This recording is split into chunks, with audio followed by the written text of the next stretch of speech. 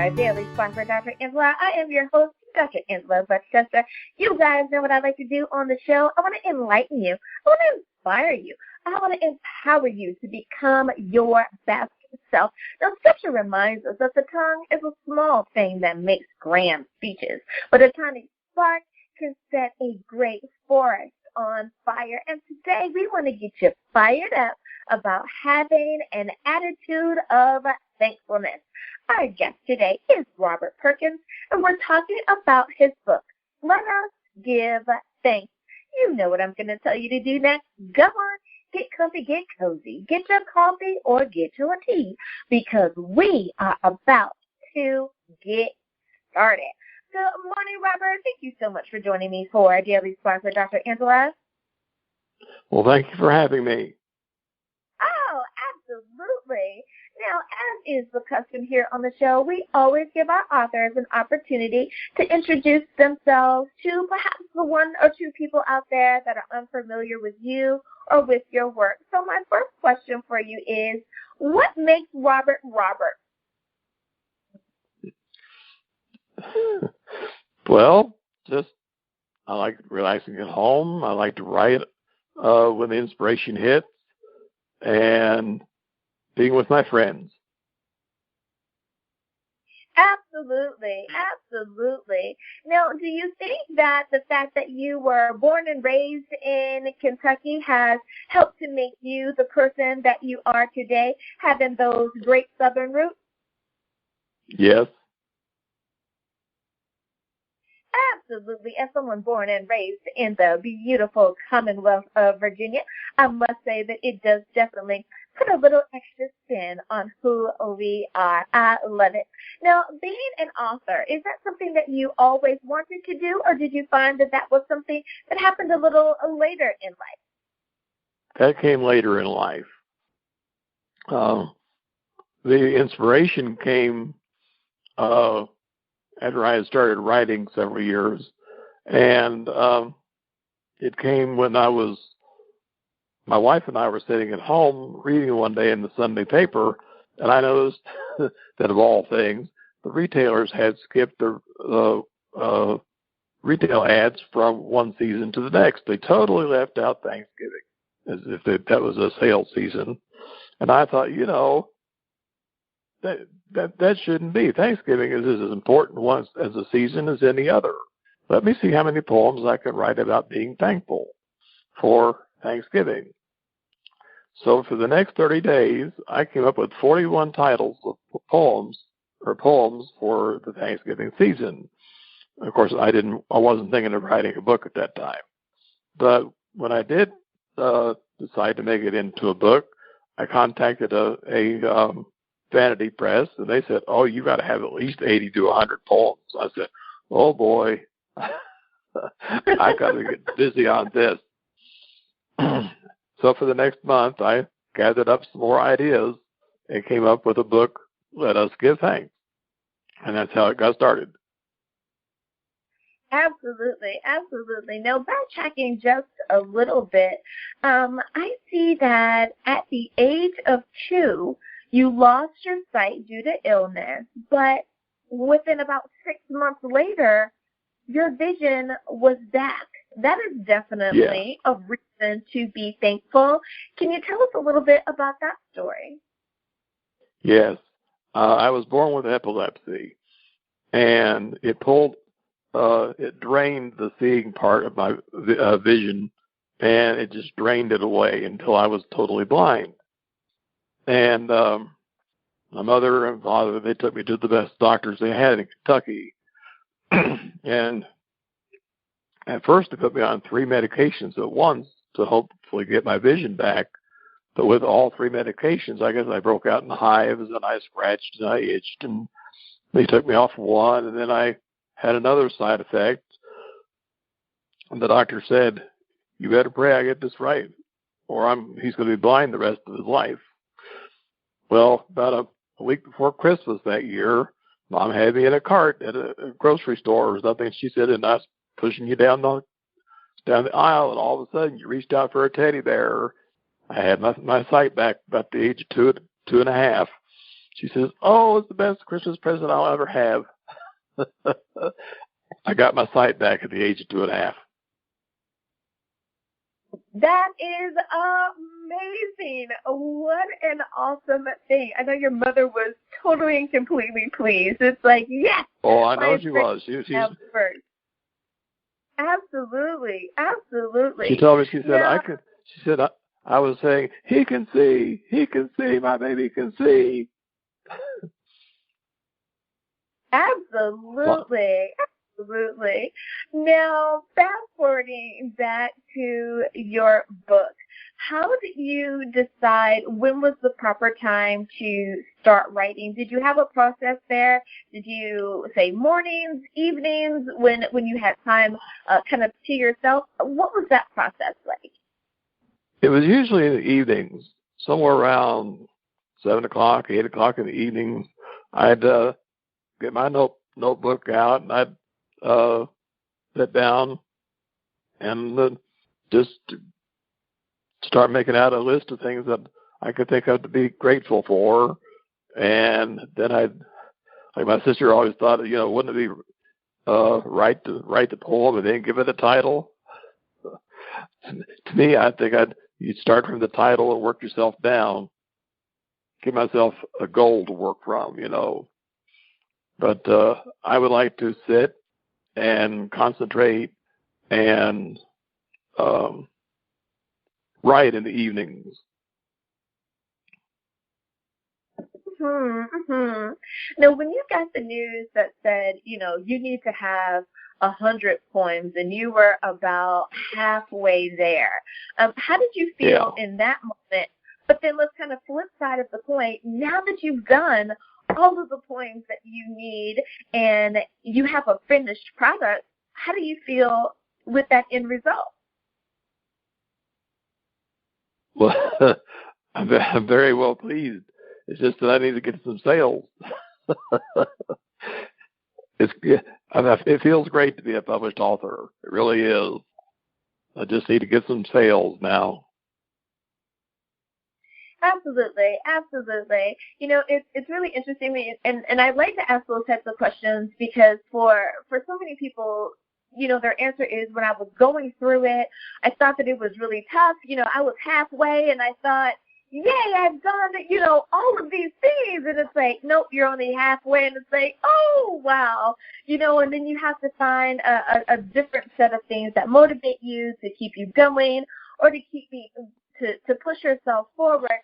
But then having completed it, of course, you're like, wow, I didn't think I could, but I have. And look at how much growth, I have as an author. So definitely encouragement there for others to keep moving forward. Don't let a number, overwhelm you. That you definitely you can do it. Now, I know that your focus is on getting the word out about this particular book. But do you see yourself as a future author as well? Do you want to continue along that vein of writing more books? Well, I actually have about, not to brag, but when I got done writing I've got about 4,000 titles here of poems. So I've got a lot that I could put together as books. I just haven't done it yet. I've got some devotional type titles, like I've got one that was like a daily devotional. I kept an eye on my daily walk called the Covenant Chronicles. I've got my I just have several titles that I did on my own, like a daily prayer. I've got Praise the Lord, just a little short. That could be anything praise that some people could made into a little praise card, I guess. Right. People could stick it in their pockets and take it with them, Right.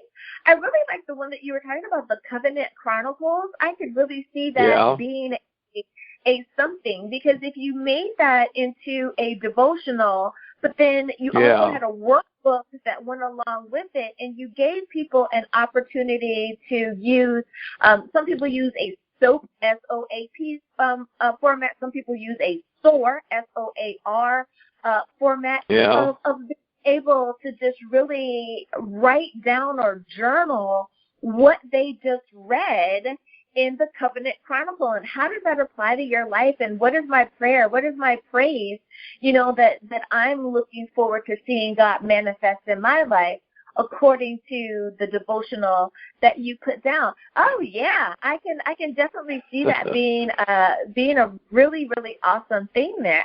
Absolutely. Well, I know I've got at least a half a year's worth of those.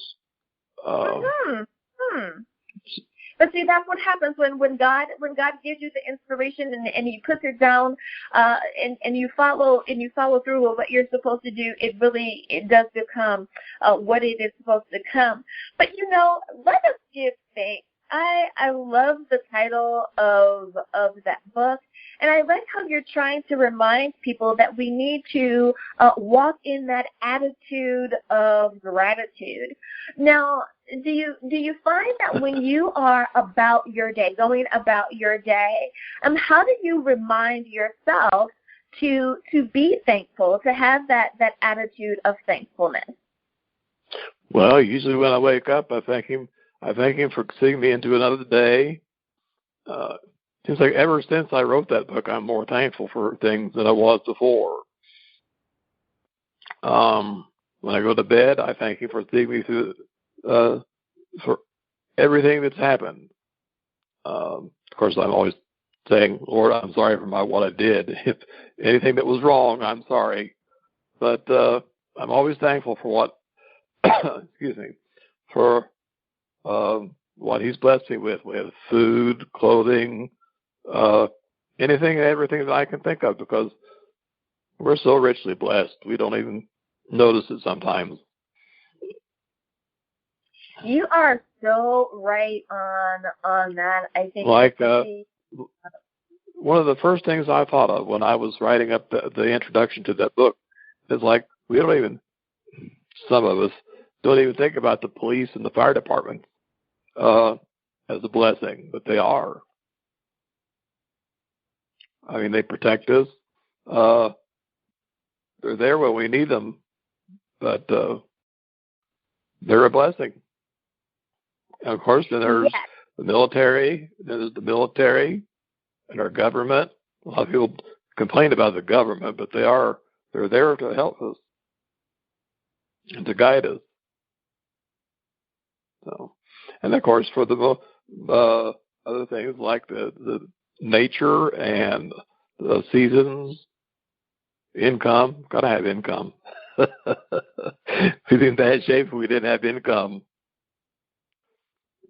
Yeah. Towards the end of the book, I suggested that if anybody, once they've read the book and they come up with some ideas for a secondary book, I'd be glad to, take their suggestions and see if I can come up with a second book. Yes. Well, it is almost time for us to go to break. But before we do, Robert, can you please remind everyone of the title of your book and where they can get a copy?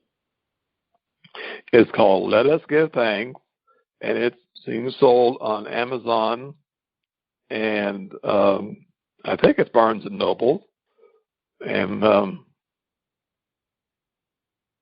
alrighty, everyone. Now you know that you can get a copy of Let Us Give Thanks. It's available at Amazon and Barnes & Noble. We'll be back right after this.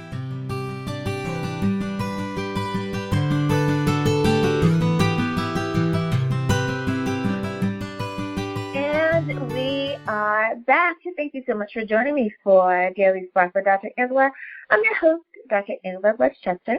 My guest today is Robert Perkins, and we're talking about his book, Let Us Give Thanks. Now, I absolutely love that title because we definitely need to have an attitude of gratitude. We need to always be thankful, and we need to remember to give a shout out to God for all the awesome things that He has done for us. Now, the next question that I have for you, Robert, is about the person who is the proper reader. When you were writing the book and putting it together, you may not have necessarily thought about who's the ideal reader, but now that it's available for folks to pick up, would you say it's appropriate for teenagers, young adults, or people of all ages? If you like poetry or you want to be inspired, then this book is for you. It's for everybody. I mean, just anybody who wants to be inspired, just pick it up, read it. And I've had people say, I came across some ideas that I hadn't even thought of.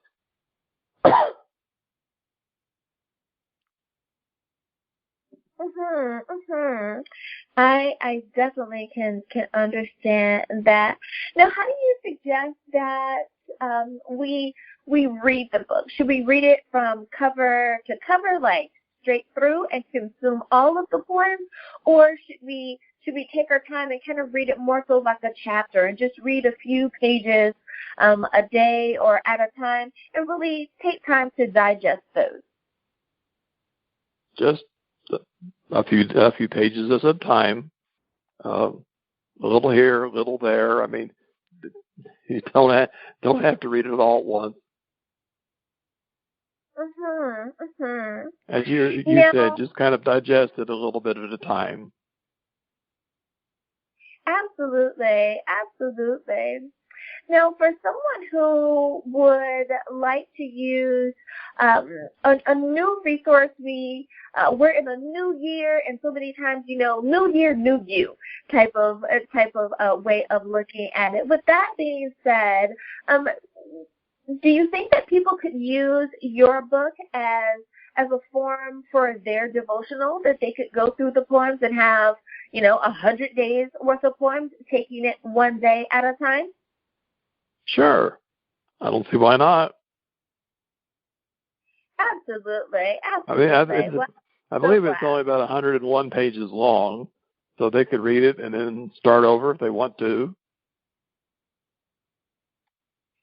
Absolutely. And, I think that that's a good idea no matter what book we read or what devotional we're looking at. We're going to be at a different place mentally, spiritually, and it's a great way to kind of wrap back around, and you'll be able to even see your own growth there, if you will. So I love it. Now, just a few more questions for you, and that is, how has writing and sharing in the style of poetry, how has that helped you create a sense of balance or freedom within your own life? How has that sharing helped you? Well, part of it I used as a therapy, maybe a journal. For a while there, I had a daily journal. Every night I'd write in my journal and kind of get my feelings out on paper. So it helped to get things out like I said, it helped me that way. Absolutely. Last question for you, and that is, what is one takeaway that you would love for someone who purchases a copy, reads it, they've read all of the poems? What's the one thing that you want for them to remember, to know, or to take away from having read your book?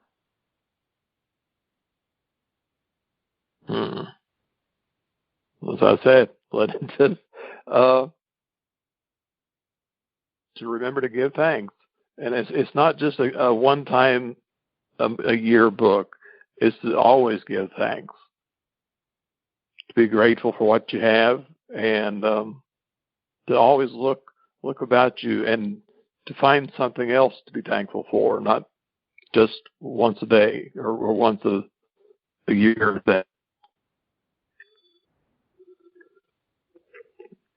Absolutely, and I think you're right. We need to stop being thankful just on Thanksgiving Day, but that we need to learn how to be thankful many days throughout the year, if not every day. I love it.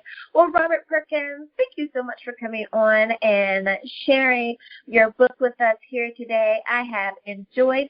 The title of the book, once again, is Let Us Give Thanks. The author is Robert Perkins. It's available on Amazon and where books are sold. Thank you again, sir, for coming on and spending time with me here today. Thank you for having me. And listeners, thank you for spending time with us as well. We hope that we have enlightened, inspired, and empowered you to be your best. Until next time, everyone, remember, you are blessed in the Lord. May the Lord continue to shine his face upon you, and may you receive his grace and his mercy. Until next time, everyone.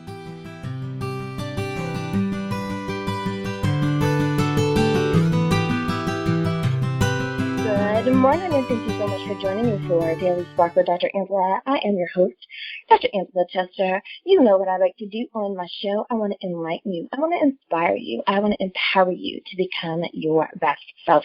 Now, Scripture reminds us that the tongue is a small thing that makes grand speeches, but a tiny spark can set a great forest on fire. And today, we want to introduce you to Wendy Murphy. She is the author of the book Scales and Chords. So you know what I'm going to tell you to do. Go on, get comfy, get cozy, get your coffee or get your tea, because we are about to get started. Thank you so much, Wendy, for being a guest on the show today. Good morning. Good morning, Angela. Nice to meet you. We are going to talk about your book, but as is the custom here on the show, tell us a little bit about who you are. What makes you you? Well, I grew up in New York State. I took 17 years of piano lessons, and I ended up getting a Bachelor of Music in Piano from Heidelberg University in Ohio, and I continued on with graduate studies at UCLA. In 1994, I opened my own piano studio in Thousand Oaks, California, where I teach today. I wrote 2 books, Scales and Chords 1 and 2. They were published in 2015 and 16 after 20 years of teaching these techniques. I felt there was a need for this type of a book. Now, being an author, is that something that you've always wanted to do, or did you find that it was just the next thing on your list of to-dos? Well, I felt there was a really big need for this type of a book. I never really considered myself to be an author. I do write some music of my own, but this was the first book that I actually published. I have 2 books, so it really hadn't been on my mind. Occasionally a bucket list item, you might call it that. Now, the title of your book, Scales and Chords, for people that are, of course, that are musically inclined, the title is quite obvious. But why did you decide upon those 2 words, scales and chords? Well, as most people in music know, scales and chords are the backbone of most songs, and they're built on how the scales and chords relate to each other, different keys, different moods you can set. Everyone's familiar with movie music, even if they're not a musician, and how music can set a mood. And knowing how the chords and scales relate to each other enriches any musical education you might have. Now, why are scales and chords important to learning the piano, let's say? Well, in the beginning, you start learning your scales and chords as technical exercises to get your hands stronger and moving in certain patterns that are found in the songs. Then later on, we teach the relationship of all the chords and the keys and the scales together, so that eventually you could write your own songs with scales and chords together. Now, how do you incorporate this book into your curriculum when teaching piano? I have lesson books that I teach from. I have theoretical writing books, workbooks that I teach from, and technical exercise books. But I also, when students get about to level 3, I incorporate my Scales and Chords book to teach them how the scales and chords work in the various songs that they are learning. So it is a supplement to the lesson curriculum. Mm-hmm. Now, who would you say is your target audience for your book? The target audience is mainly music teachers, piano teachers in particular, but it could be used for any instrument. The knowledge of scales and chords crosses over into the composing industry, movie industry. It's pretty much endless, the target audience, but it's different from a regular fiction and nonfiction book in that it does have a targeted audience. Mm-hmm. Well, Wendy, it's time for us to go to break, but before we do, can you remind everyone, please, what is the title of your book, where can we get a copy, and how do we stay in contact with you? Okay, my title of the book is Scales and Chords 1 and 2, and you can get a copy on Kindle or through me at wficini@msn.com. I sell them from my house, but I also can sell them through Ex Libris Publishers and through exlibris.com. You can contact them at www.exlibris.com. Alrighty, everyone. Now you know that you can get a copy on Amazon or Ex Libris. We'll be back right after this.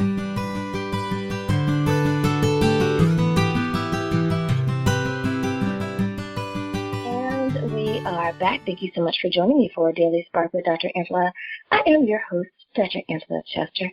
My guest today is pen name Wendy Murphy, and we are talking about her book, Scales and Chords. My next question for you, Wendy, is about reading time. About how long would you say that it takes for someone to finish your book from cover to cover? Well, reading the book is very simple. You can look through the book in a matter of a couple of hours, but actually studying the book and going through it the way it's intended can take 5 to 7 years. Each level in the book is approached with doing one scale per week, and there are 24 different scales in each level with 11 levels. So it is quite complicated, and it is really a wonderful investment for the price of the book. I haven't seen any books like it on the market. That was what made me think of writing this book. Great. Now, how long do you think it took from the moment of conception, the idea of writing this book, your dream moment, up until completion? You're holding a copy of the published book in your hand. About how long did that take? Well, approximately 20 years, Dr. Angela. It was a process where when I started teaching in 1994, I realized there was a need for a book of this type where on the market at the time, the Scales and Chords books were only references.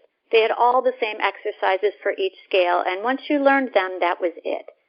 So I created a leveled approach to learning major and minor scales, and it grew from there.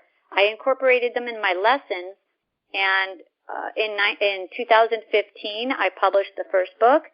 In 2016, I published the second book, so about 20 years after I started. Mm-hmm.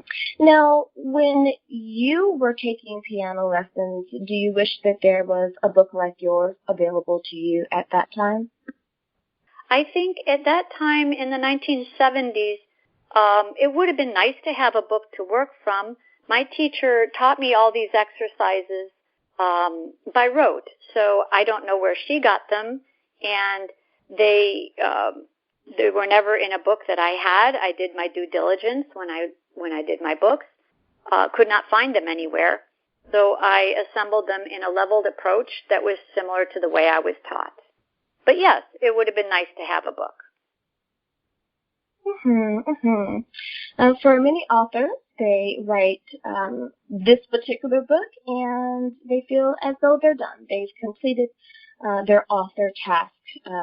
But many others feel that there is so much more to share. Do you plan on writing any additional music books? I do. I have the 2 books on scales and chords, but I do feel that the songs that I have written deserve to be published at some point. I am in the process of trying to make this possible, so it could be coming up in the future. Absolutely, absolutely. Well, Wendy, thank you so much for spending some time with us here today and telling us about your book. I think that those that are inclined will definitely pick up a copy and utilize the book, folks. Playing the piano is such a beautiful way to center yourself, to balance yourself. I am so glad that my parents required that I take piano lessons. It is a beautiful thing, and you never know how this book might inspire you to keep moving forward, and especially during this time of quarantine. It could be that extra little bit that we need. Well, thank you again, Wendy, for coming and visiting me here today. If you can, one last time, remind everyone, what is the title of your book, where can we get a copy, and how do we stay in contact with you? Okay, my title of my book is Scales and Chords 1 and 2. You can get a copy on Kindle or personally from me at wficini@msn.com or through Ex Libris, my publisher. My website is wendyspianostudio.com if you would like to check it out. And my name is Wendy Ficini. My pen name is Wendy Murphy. Thank you again for being a guest on the show today. And listeners, thank you as well for spending time with us here today. You could have been anywhere, but you chose to spend it with us, and we appreciate your doing so. As always, may the Lord continue to shine his face upon you. May you receive his grace and his mercy in all that you do. Until next time, everyone, remember, you are blessed in the Lord. Have a great day, everyone. Bye-bye.